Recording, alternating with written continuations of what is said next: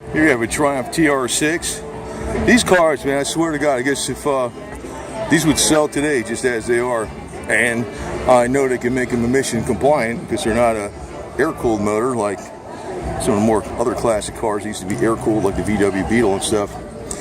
But I don't really know what happened with British Motors, man. I love these things though. The TR4, and they had a TR4A, which were 4 cylinders. The TR6 had a 6-cylinder. This thing has some get up and go, man. I like the Triumphs. This wasn't unduly expensive, and you can notice how it's fairly easy to work on. I mean, it's actually very easy to work on.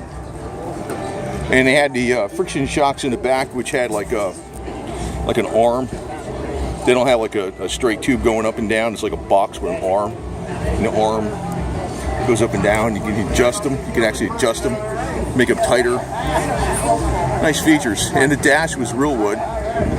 Yeah. Nice instrumentation on it, nice and simple.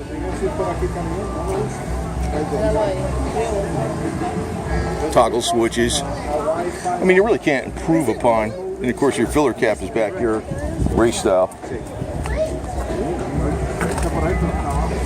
Yeah.